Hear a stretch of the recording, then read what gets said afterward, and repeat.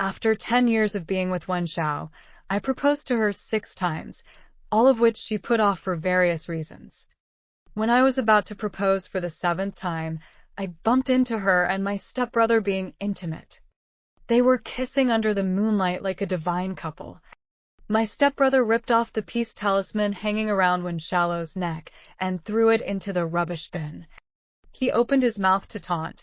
"What kind of crap do you wear on your body? You don't mind getting dirty?" Wen Xiao smiled and acquiesced to his action. She didn't know that it was me who went to the temple on the mountain in the pouring rain to beg for her who was sick. Later I chose to let go and fulfill them. But Wen Xiao regretted it. One step at a time, she knelt and ascended the 3,000 steps to the Temple of Fuse, begged for an identical peace talisman, and with red eyes begged me to turn back. Today is the 10th anniversary of Wen Xiao and I being together. I had originally planned to propose to her today. This is the 7th time I've proposed to her. I really wanted to start a beautiful family with her and have children. But my wish still fell through. I reminded Wen Shen of this a week ago at the dinner table. I told her that I was looking forward to this 10th anniversary and hoped that she would free up her time. At that time, she looked at her mobile phone with a smile in her eyes and absently replied back to me. I was worried that she didn't hear me clearly and repeated it again. This time she finally raised her head to look at me, impatience hidden in her pretty eyes. "I know, are you bored? How many times do I have to say it?" I was dumbfounded and watched her back leave. But she still missed her appointment. She couldn't get through on the phone and didn't reply to her messages. I waited all night alone in the glass flower room on the hilltop. As the sun set, the moon went from rising to setting, and the stars went from shining to disappearing. The fireflies I caught ran out of light. The fresh roses flown in from Yunnan shriveled. I never waited for her. Wen Xiao and I were childhood sweethearts, growing up together since birth. I've known her for 28 years, and this is our 10th year together. I had this glass flower room built by someone, and it was my 18th birthday present to her. It was also the place where I confessed my love for her. That night the moonlight was very bright, reflecting her face more and more full of moving. I held a bouquet of gardenias in my hand and handed it to her. With a red face, I stumbled over my confession to her. "Wen Xiao, I like you. We grew up together as children. Our first half of our lives are involved with each other. Can you also let me participate in the second half of your life?" I felt my ears burning, glanced up at her and quickly lowered it again. She didn't answer for a long time. The coolness of the mountaintop spread around us. My heart sank, and I was about to withdraw my outstretched hand.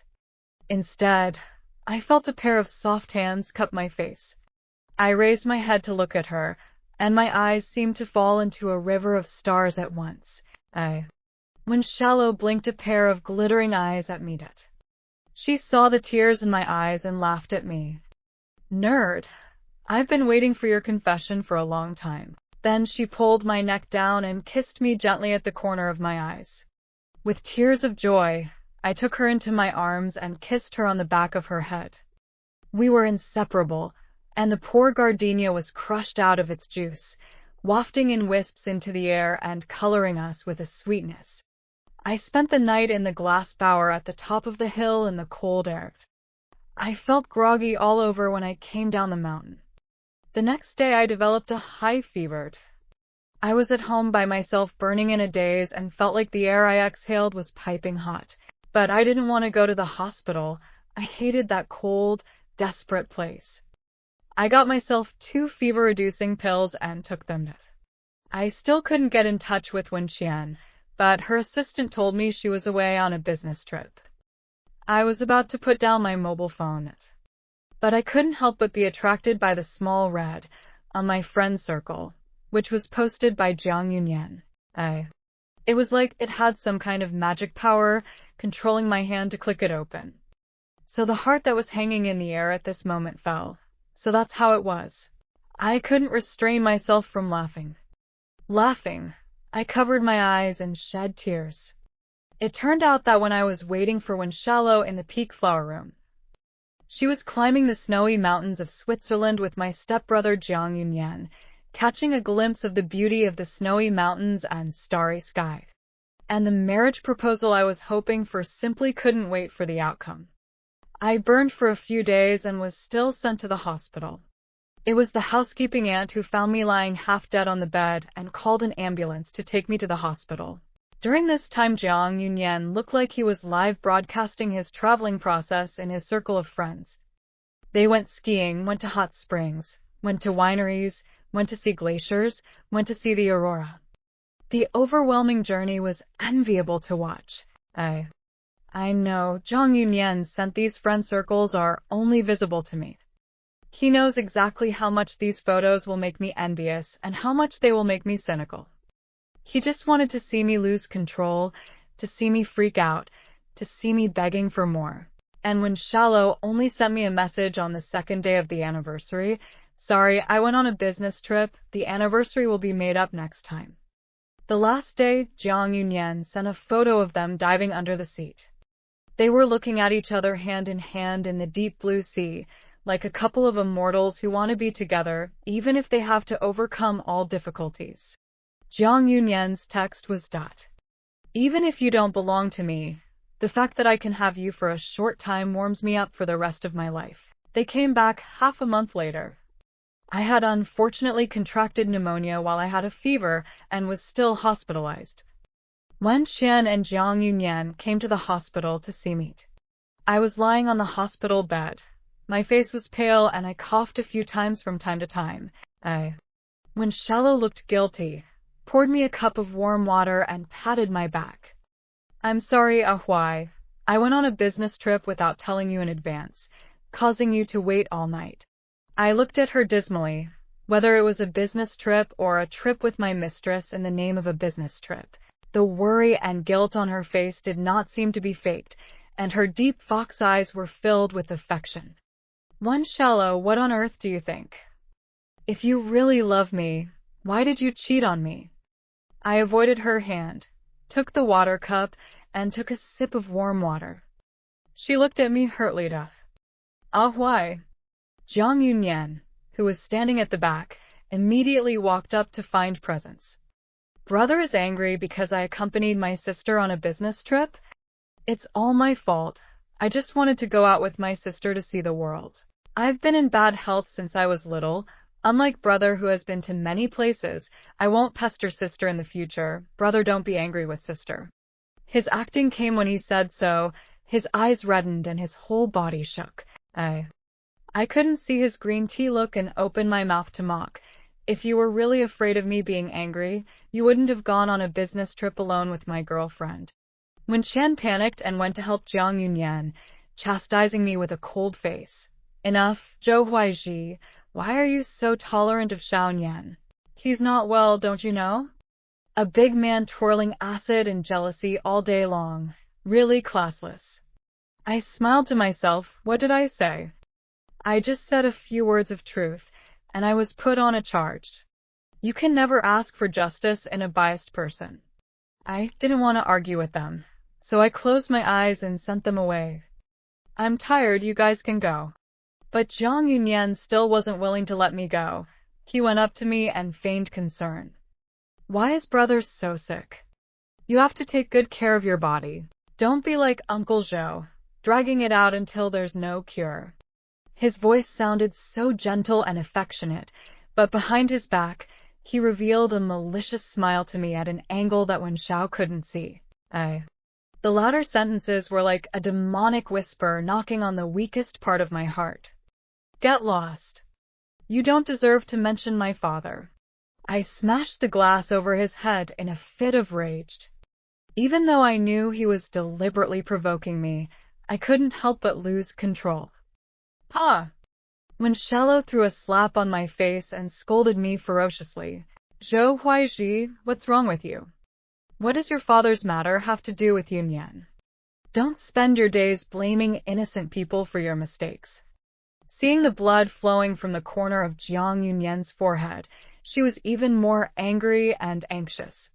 Sputtering, To be able to teach such an indiscriminate son like you, your father isn't a good person either.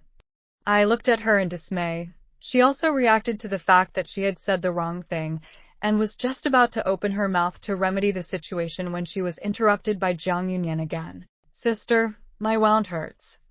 My head is a bit dizzy.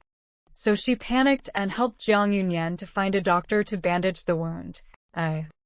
I got emotional and started coughing my heart out again.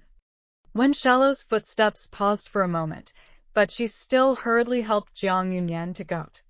A tear silently dripped onto the quilt, quickly hiding the trace. My dad was killed by Jiang Yunyan. But no one believed me. They only thought that I resented Jiang Yunyan because of the loss of my father, so I framed him. They didn't believe that a 7-year-old child would do such a heartless thing, so I became the bad boy who lied. When I was 8 years old, my mother, Bai Xiuzhu, rekindled her old flame with her first love, Jiang Chen. She resolutely abandoned her husband and son, even if she had to leave the house to get a divorce. But her lover Jiang Cheng did not agree. They set up a scam to cheat away all of Dad's property, out of the country far away, but also left a bunch of debt. Dad did not want me to become the son of a scoundrel, so every day toiling, busy running back and forth to do business. When Dad finally paid off all the debts, he fell ill. And that's when Bai Xiuzhu and Jiang Cheng and their son came back. They took Dad's property and made a good living abroad, but this time they came to visit Dad under false pretenses. Dad had been bouncing around the drinking table for socializing all these years and got liver cancer. He thought that Bai Xiuzhu still cared a little bit about the love of mother and son to me. So he was willing to exchange his domestic connections in the hope that Bai Xiuzhu would raise me. I was 15 years old at the time. I hated Bai Xiuzhu. I hated her for abandoning her husband and son, and I hated her for cheating my father out of his property with someone else. I refused to promise my father to live in their house. I gambled and ran out of the hospital, but because of my momentary caprice, I regretted it for the rest of my life. When I returned to the hospital, I learned that Dad had fallen to his death. Everyone said that Dad was unwilling to drag me down, so he jumped to his death, but I didn't believe it. How could Dad leave me alone? I didn't want to believe it no matter what. I looked to the last person in the room who had seen dead Jiang Yunyan, my half-brother. He stood behind Bai Xiuzhu, his pair of dark eyes staring straight at me, full of evil, and he even gave me an innocent smile. His mouth opened and closed, making a silent mockery. You don't have a dad anymore. All of a sudden, my anger surged and I lost my mind. I tackled Jiang Yunyan to the ground and clenched my fists to hit him hard on his face. In the confusion, I heard Bai Xiuzhu's screams, followed by 2 slaps thrown hard on my face. I have no memory of what happened after that. All I know is that from that day on, uneducated and bad seed became the names I was called. But I knew that even though Dad was terminally ill, he couldn't have left me so easily. He would never have committed suicide. I didn't believe that Jiang Yunyan, who was hiding in the ward, was innocent, but no one believed me. At night, when Chen came to the ward once again, this time she came alone. Her face was full of fatigue, and she gently called out to me, "Why?" I didn't answer her. So she walked over and sat on the side of my bed. Her slender hand gently covered my hand. A gentle smile hung on her face. "Why, I know you've been wronged, but Xiaonian's body is weak. Will you let him be?" A sourness ran through me. Why did everyone tell me to give way to him since I was a child? He snatched away the mother's love that originally belonged to me. Time and again, he used physical weakness as an excuse to snatch away my toys, snatch away my friends, and even snatch away my guaranteed place. Now, even the person I love is being snatched away. My eyes were sore and I skimmed my head to not let Wen Shen see my vulnerability. But she tenderly broke my head and looked straight at me. Her eyes looked so sincere. Why, it's you I love. I just treat Xiaonian as a younger brother who needs to be taken care of. Besides, it was you who caused him to fall into the pond in the winter and break his body, and I'm taking care of him now to atone for your sins. I reddened my eyes and hissed as I defended myself once more. I told you, I didn't push him into the pond, he tried to push me, but his feet slipped and he fell. I have defended myself many times, but still no one believes me. As expected, Wen Xiao looked at me with a disappointed face. Zhou Huaizhi, you're still such a deadbeat, you disappoint me too much. Snapping, a hot tear fell from the corner of my eye. I knew that no one believed me. Everyone thought. Jiang Yunyan is a sickly young man all in pure white, while Zhou Huaizhi is a bad seed who lies all the time. Wen Xiao saw me shedding tears, and she still had a soft heart. She came over to me and used her soft fingers to wipe away the tears on my face. Why, Xiaonian is kind-hearted, he doesn't blame you, but you shouldn't take it personally, you shouldn't blame him for the hatred of the previous generation. I will marry you, we will take care of Xiaonian together. I raised my scarlet eyes and stared at this beautiful, calm face. I felt that Wen Xiao was becoming less and less like the simple and gentle gardenia girl I remembered, who had only me in mind. I slapped her hand away and told her word for word. You are wrong, I won't marry you. I don't want to marry a wife who has other men in her heart. When Shen heard me say this and immediately panicked a little. What are you talking about? There is no such thing as another man. You are the only one I love. I was disheartened, not wanting to argue with her. You go away, I don't want to see you. Seeing me with a look of sending me away, Wen Xiao finally got up in annoyance and said, Not willing to marry me? How many times have you proposed to me yourself like a licking dog? Who would believe you if you say you don't want to now? You were going to propose to me on the day of the anniversary, you would give up so soon? Who would believe that? You're just trying to get me out of it, aren't you? I'm telling you, Zhou Huaizhi, you can't take me down. Even though I had already given up on Wen Xiao, hearing her insult me like this still made my heart ache like a knife. It turned out that all the things I cherished and loved about her were treated like dog-licking behavior. In a moment of excitement, I desperately coughed, feeling the air in my lungs become thin, about to be unable to breathe. Wen Xiao panicked and came over to pat my back. Don't be angry, it's my fault. She apologized to me with red eyes, her brimming eyes containing crystals. I shouldn't have said that about you. Why? I was just angry that you were so desperate. I sighed, feeling shameful for my soft heart. But I didn't dare to trust her again, so I begged for a dead heart for myself. Wen Xiao, where's the peace talisman I gave you? Her eyes flashed with a hint of panic. She was probably trying to make up a lie off the top of her head. I interrupted her. Don't lie to me. She stammered for a long time, and in the end, she didn't give me an answer. In the end, she was called away by a phone call from Jiang Yunyan. I saw her flustered back and I called out to her. Can you not go? Her figure paused for a moment and her guilty voice came out. I'm sorry, Huai Xiaonian, he needs me. My throat was sore. Holding back the tears in my eyes, I spoke. Then let's break up. From the moment you step out of this doorway, we are done. She turned to look at me, her eyes still so sure. She was convinced that I couldn't leave her. Why, don't gamble and say things like that. I'm just going to check on Xiaonian. I'll be back soon. Don't be so resentful towards him. After all, he's your brother. After saying that, he turned around and walked away. I smiled down and laughed.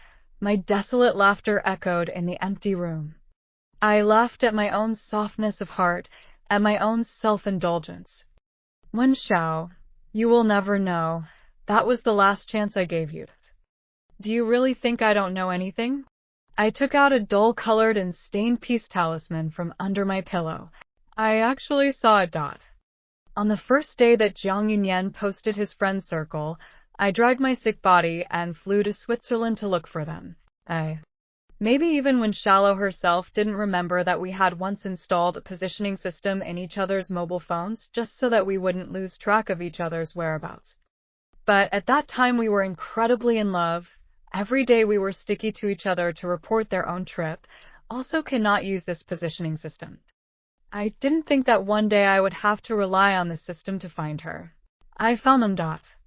They were kissing under the moonlight, like a divine couple. Jiang Yunyan held the back of Wen Shallow's neck and kissed it, but he touched a red rope. He pulled off the peace talisman hanging around Wen Shallow's neck, took a look at it, and opened his mouth to mock. What kind of crap you wear on your body, you don't mind getting dirty. He reached out and threw the peace talisman into the rubbish bin. Wen Shallow laughed and acquiesced to his action, laughing at him. So jealous. I saw Jiang Yunyan aggressively pouting to her. Sister, don't think about him. Your time is mine now. Wen Shallow smiled and ruffled the broken hair on his forehead, dropping a kiss on his forehead. Good, it's all yours, I'm yours too. I was like a wretched voyeur, eerily leaving while they were flirting and loving each other. In fact, I should have realized then that there was no future for me and Wen Shao. After they left, I retrieved the peace talisman from the rubbish bin. Those who fail to live up to their true hearts do not deserve God's favor. Wen Shao didn't know that I was the one who carried her out of the burning car when she was knocked unconscious by a rival who created a car accident. The moment the car exploded, I shielded her underneath me. I still have a large burn scar on my back that won't go away. I hid it from her once when she asked me about the burn scar. I didn't want her to feel guilty.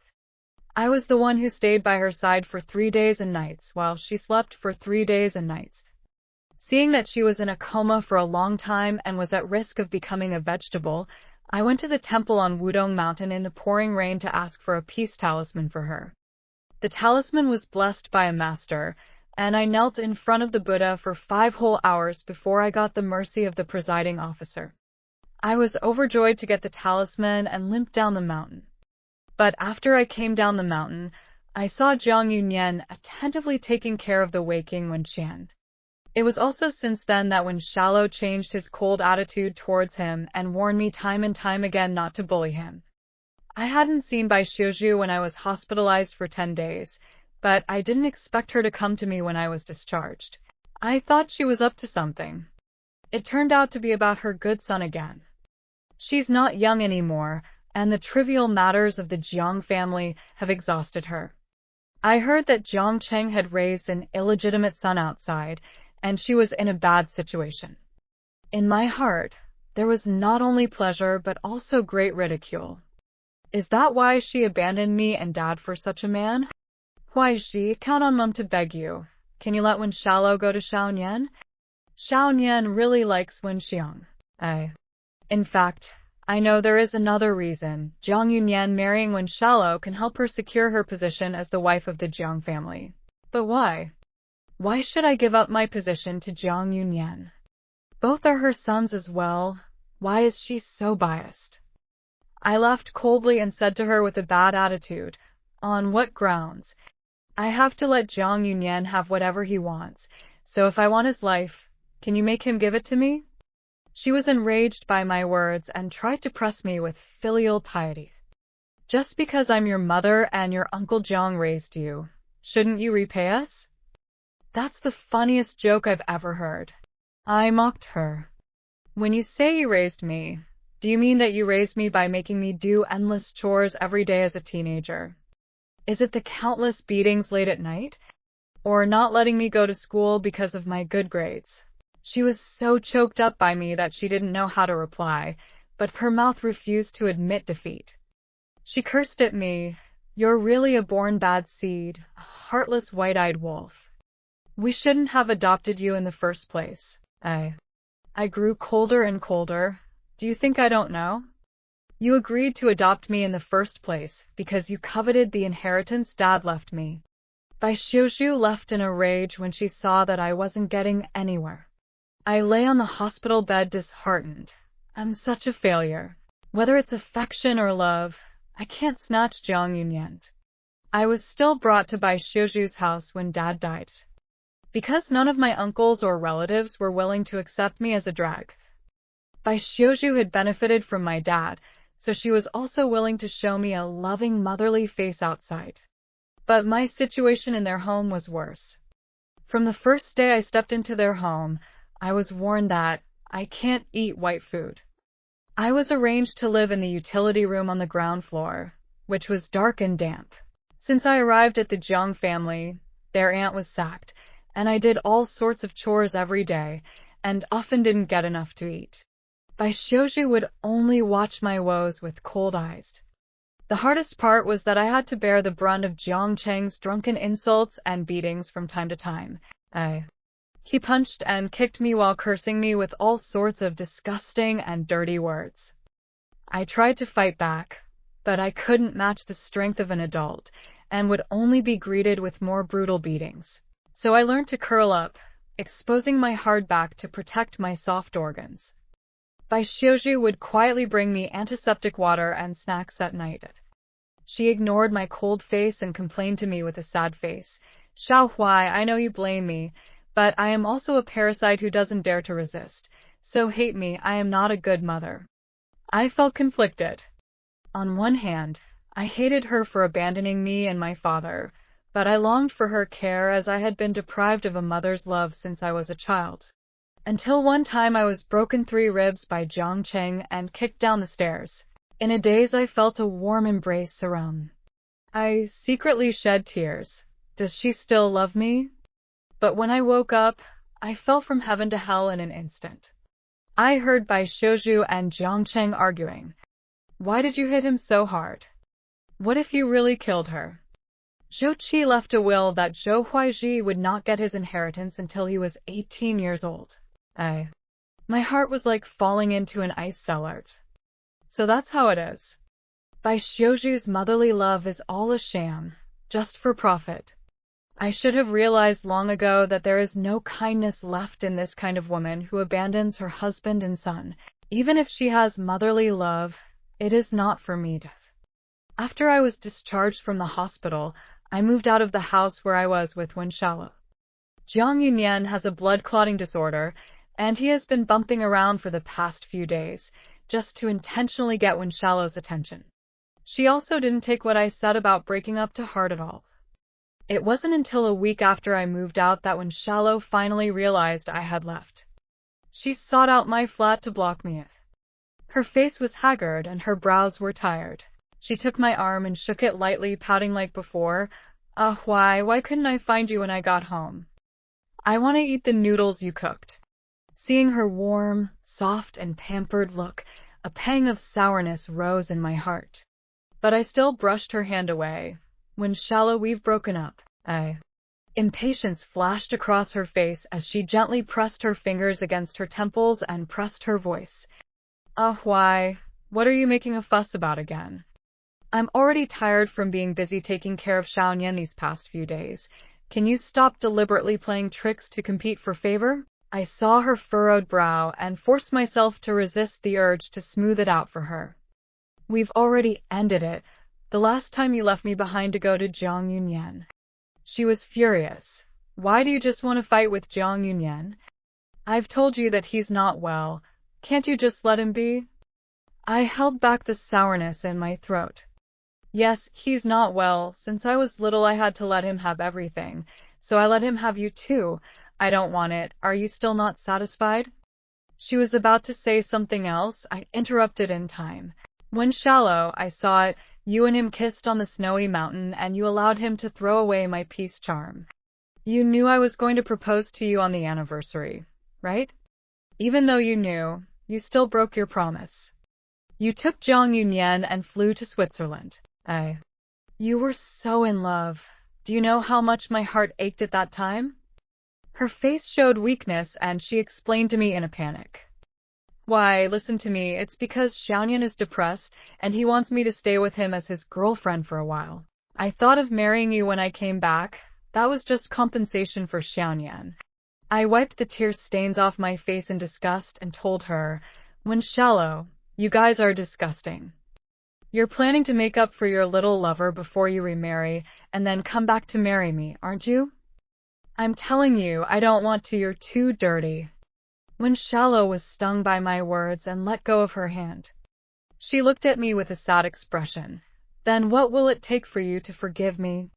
I shook my head. Broken porcelain will have cracks no matter how much it is repaired, and no matter how many of them have been bought, it will no longer be the same as it was in the beginning. She grabbed my hand and wanted to say something else, but I interrupted her. The great lady of the Wen family won't be unable to give me up. You don't want to do something as degrading as retaining after a breakup. It will make me look down on you. Pain flashed in Wen Qian's eyes, then gradually turned cold and released my hand. Zhou Huaizhi, you will regret it. I looked at her with cold eyes. No, I won't. I won't spend another bit of time and energy on you people. After we tore our faces apart, the news that Wen family's eldest Miss Wen Xiaolo and Jiang family's young master Jiang Yinyan were going to be joined in marriage spread. Wen Xiaolo always sends me some upside-down words late at night, stirring up some memories. I went back to first high school, where we were still listed on the honor roll. For 3 years in high school, Wen Xiaolo and I always occupied the top of the grade list, and were jokingly called the best partners by our classmates. I just think Jiang Yunyan looks a lot like the bullied you back then. Jiang had a bad life, didn't have enough to eat, looked skinny, and was bullied by my classmates. It was Wen Xiao who brought bento to school every day to feed me, and helped me drive away those classmates who bullied me. I still love you. We really can't go back to the past. I hugged my mobile phone and sobbed uncontrollably. It's because I've seen you love me the most. How can I tolerate your distraction? Eventually, I pulled the plug on her. I booked a flight to Toronto for tomorrow, and I heard that this is the right time to see the maple leaves. The day before Wen Xiao and Jiang Yunyan got married, they switched mobile phones and sent me a message. If you regret it, I can change tomorrow's groom to you. I replied, I will not go back in this life. I didn't think I'd suffer another undeserved disaster. I was kidnapped on my way to the airport. In the early years, Wen Xiao did business by any means necessary. She used a beauty trick to hook up with Duan Jiaming, the young son of Duan's pharmaceutical company, and cheated her way into their family's core prescription, causing Duan to be accused of leaking the technology, the company to go bankrupt, and Duan's parents to incur a huge amount of debt, and ultimately jumping into the sea and committing suicide. At that time, Wen Xiaolo also told me that it was because Duan's production of illegal drugs killed people that the prescription was stolen, leading to bankruptcy, and she was coincidentally bought the prescription back. Duan Jiaming, because of the wolves into the house, led to the death of the family. The spirit of a great shock. The whole person has become crazy.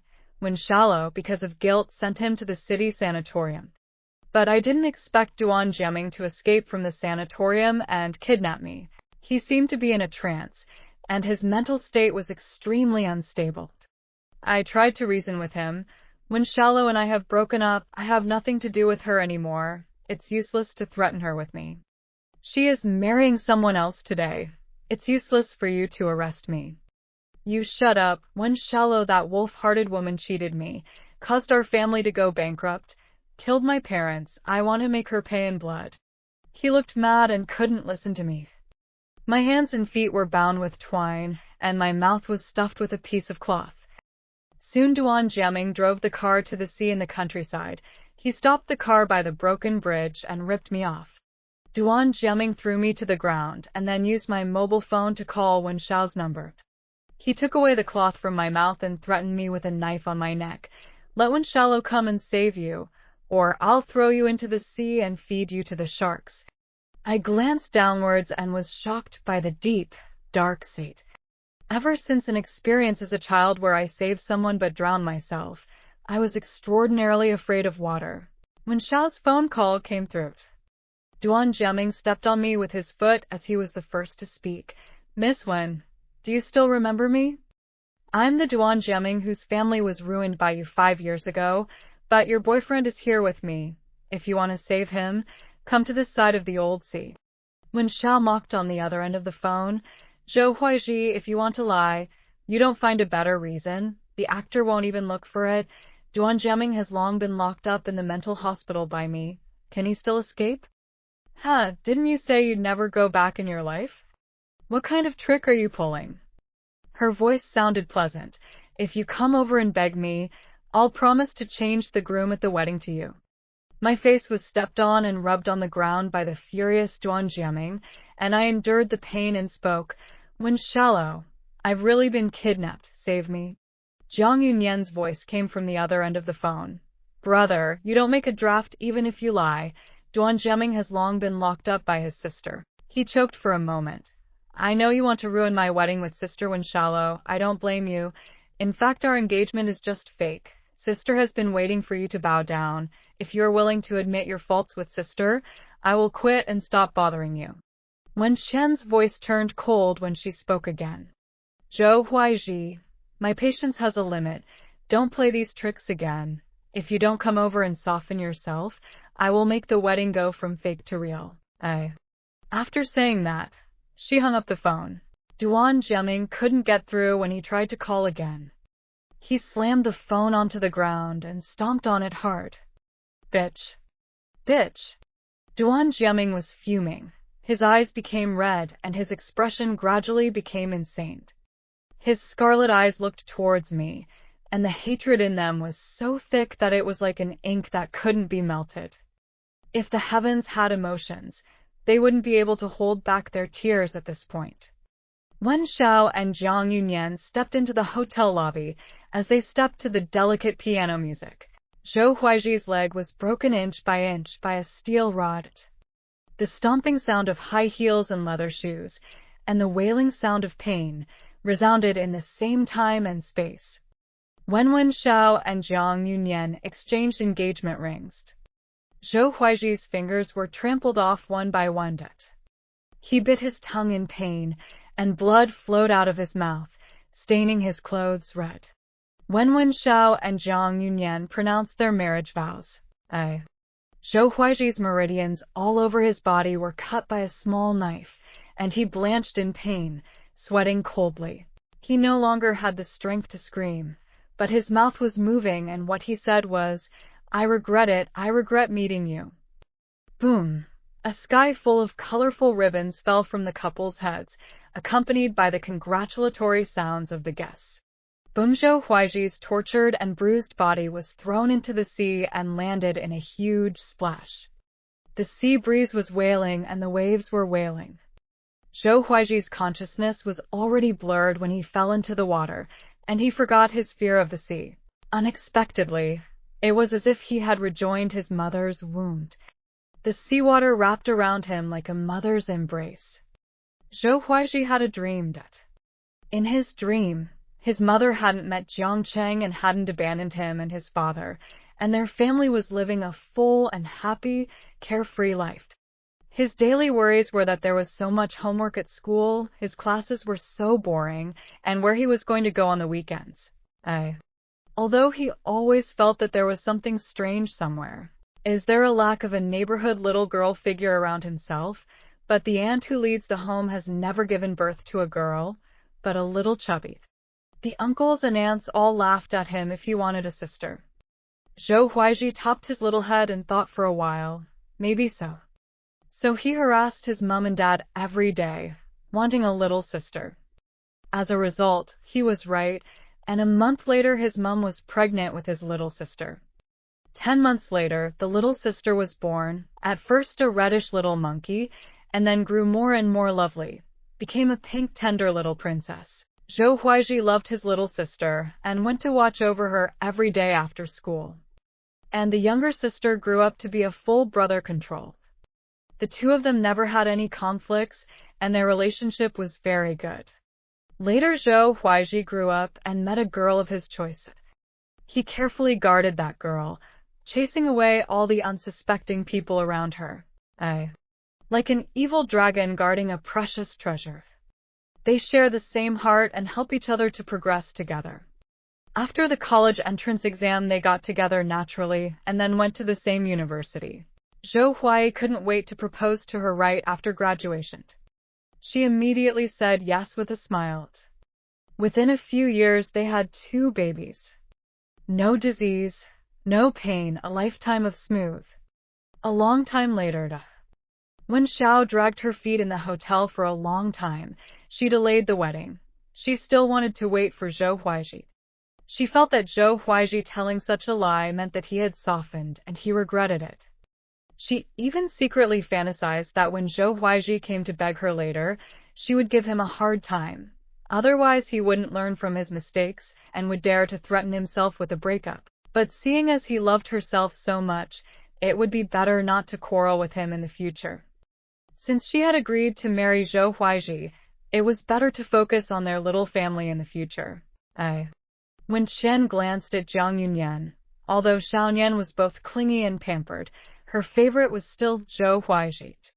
Although Xiaonian had carried her out of the car that was about to explode, this fake marriage had also solved the bankruptcy crisis of the Jiang family, so let's call this favor done. When Chen thought of many things, but Zhou Huaizhi was late. She remembered the phone call. He could not have really had an accident, right? When Chen's entire body stood up in panic, Jiang Yunyan held her down and thoughtfully comforted her. Sister Wenshalo, don't be anxious, brother will be fine. I just called the nursing home. Duan Jiaming is staying there properly. When Shallow's heart dropped again, she stopped tapping her fingers when she was restless and relaxed with a breath. She became troubled again. Ahuai always likes to lie. She glanced at Jiang Yunyan again and said, when Ahuai and I get married, you should stop looking for me. The Jiang family's crisis has been eased by the marriage, and it's time for me to pay back what I owe you. Jiang Yunyan lowered his head and whispered, good. When Chen looked at him and felt guilty again, fortunately not to look at him. So she missed Jiang Yunyan's evil eyes. Jiang Yunyan remembered that just now the nursing home's medical staff said that Duan Jiaming had escaped. A weird light flashed in his eyes. Zhou Huaizhi? I'm afraid this will be thrown to the bottom of the sea to feed the fish, right? His infatuated sight fell on Wenshalo's sister. Now you are always mine alone. After waiting for a long time, Zhou Huaizhi still did not arrive. The guests of the two families began to talk. Forced to do so, when Chen still went through the process with Jiang Yunyan. She didn't wait for Zhou Huaizhi, thought he was still gambling, so she didn't go to look for him. But she didn't expect to wait for news from the police after a week. Zhou Huaizhi was missing. Duan Jiaming was caught. He was crazy and smiling, and told the police that he had killed Zhou Huaizhi, broke his legs, stomped on his hands, and cut the meridians all over his body with a pocket knife. You guys don't know how badly he screamed. The young policewoman who made the statement had heard many inhumane cases, but at this time, she still couldn't help but redden her eyes. Unable to control her emotions, she asked him, what did he do wrong to you that you have to torture him like this? Duan Jiaming hissed with bloodshot eyes, where did my parents wrong Wenshalo? How is my sister not innocent? She's only 5 years old.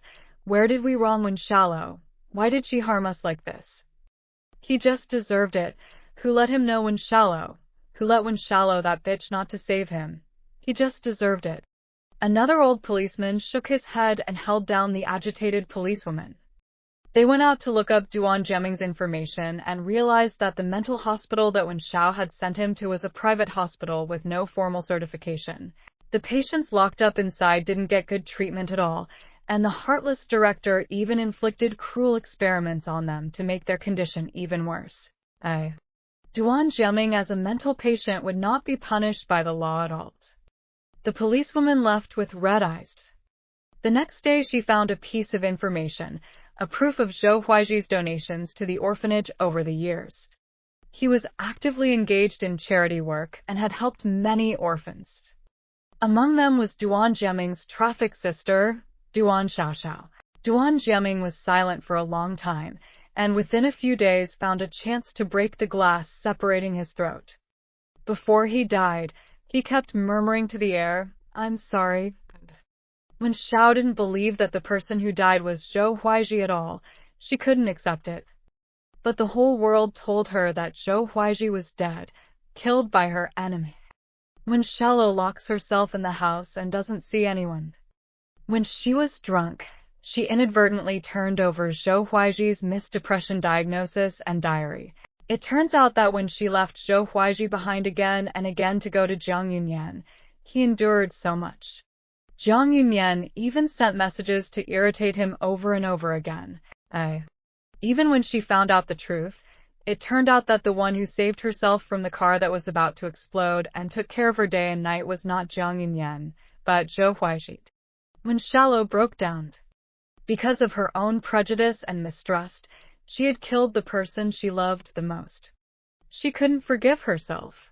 She learned from the diary that the peace talisman Zhou Huaiji had given her was something he had begged for in the pouring rain. She hugged the diary and cried and laughed like a madman. When Xiao drove to the foot of Wudong Mountain overnight, she reverently knelt one step at a time and ascended the 3,000 steps of Mount Wudong to the Fuzhi Temple. She begged for an identical peace talisman and cried, asking the presiding officer if Zhou Huaiji would come back. The presiding officer let her draw a divination stick. On it was written, "All that you ask for is nothing." It was later said that when Xiao, the eldest miss of the Wen family, cried on her knees at the top of the mountain, when Shallow got drunk every day and lived a life worse than death. She was going crazy with guilt and remorse. So when Jiang Yunyan came looking for her, the monstrous guilt and remorse turned into bone-deep hatred. She imprisoned Jiang Yunyan, and she used the same tactics that Duan Jiaming had used on Zhou Huaiji on Jiang Yunyan. Jiang Yunyan first begged for mercy. "Sister, please let me go, I know I'm wrong. Please." Then came the broken curses. "You're crazy. You're crazy. Who are you to blame me? It was clearly you who both wanted to be with Zhou Huaiji and enjoyed the flirtation with me. It's also you who killed Duan Jiaming's parents, so he could take revenge on Zhou Huaiji. It was also you who didn't trust Zhou Huaiji. It was you who didn't go to his rescue and let him get killed." When Xiao was really mad. "Yes, I'm the one who got Hui killed. What qualifications do I have to live?" She went to the underground garage and brought in 2 large tanks of petrol, pouring it all over herself and Jiang Yunyan, and then ignored Jiang Yunyan's cries of pain and ignited the fire. A big fire that burned all the sins clean. My name is Little Fisherman, and my home is in a small fishing village very far away. Because I had never seen anyone from outside. One day when I was out fishing, I saw a man who was about to die. I really had never seen anyone who was so badly wounded and still not dead. He had wounds all over his body, big and small, some from being beaten, some from being torn by fish.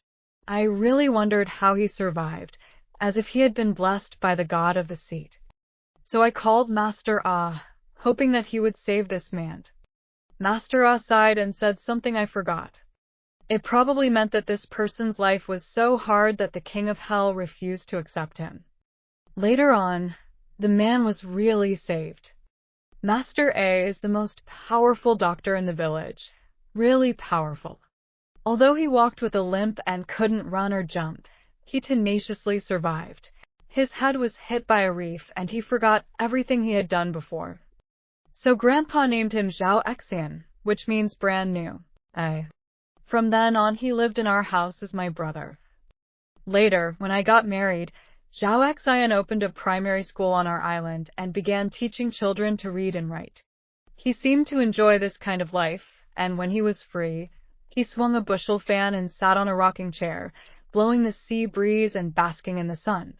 I had thought that Zhao Xian was in poor health and would not live long, but he was hardened as a son or grandson of the Zhao family to see off my grandpa and dad.